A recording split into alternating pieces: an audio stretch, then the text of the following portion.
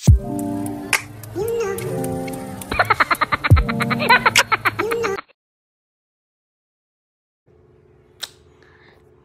na tayo. Hi guys! Welcome to my vlog. So, this is a short vlog lang sa trending hot topics ngayon. So, yan na nga. So, maraming hot topics ngayon. Ang super trending ngayon yung binigyan siya nag-propose yung jowa niya or boyfriend niya sa kanya. 8 years na sila. So, nag-propose na eh. Tapos, nagbigay na engagement ring. So,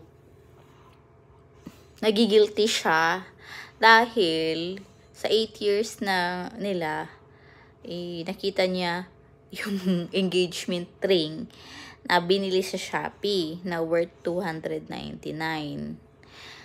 So, ano ba ang natin? Ano ba ang opinion ko doon? So, guys, always remember ha, paiba-iba tayo ng opinion. It depends upon the situation. Sa lalaki at sa babae.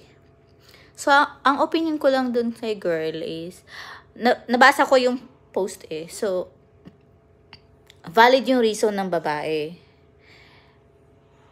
Na, ano ba siya, ganun lang ba kahalaga sa kanya yung sing-sing na worth $299 sa 8 years na relationship nila. So, yun, wala problema sa niya kasi nga, 'di ba, for me ha, it's the thoughts that counts.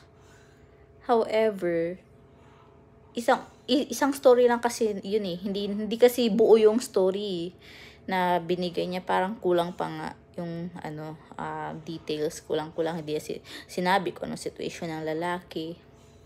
So, sabi ko nga, 'di ba, it depends upon the situation. So, yun, regarding with that, guys, isa lang ang ko, ano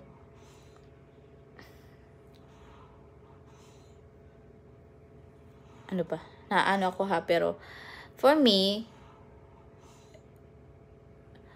wala lang sa akin yung price ng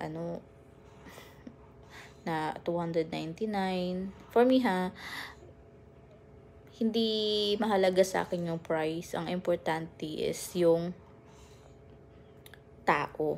Yung mahal mo. Yung partner mo. Yun ang importante. Kasi, sino ba pinapakasalan mo? Yung sing-sing ba? I-package lang yung ring kung tutuusin sa relationship nyo. Ang pinaka-importante kayong dalawa.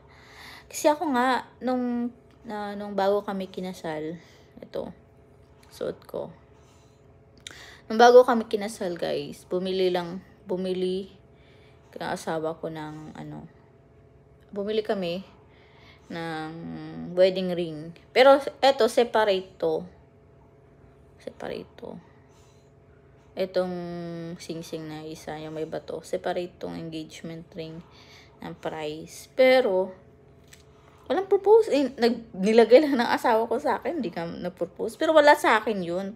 Okay lang sa akin yun. Ngayon, yung topic na yun, ngayon, na sobrang trending. So, ang kasi dun, guys, ang pinaka-lesson kasi dun, for me ha, instead na ipopost mo, why not kausapin mo yung partner mo? 'Di ba? Sa bakit ganito?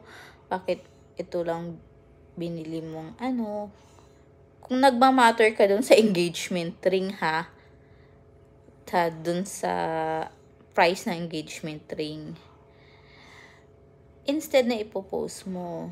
Kasi, the more na pinost mo yan, the more na pinag-uusapan ka talaga. So, sino napapahiya doon? Hindi lang ikaw napapahiya, kundi yung partner mo.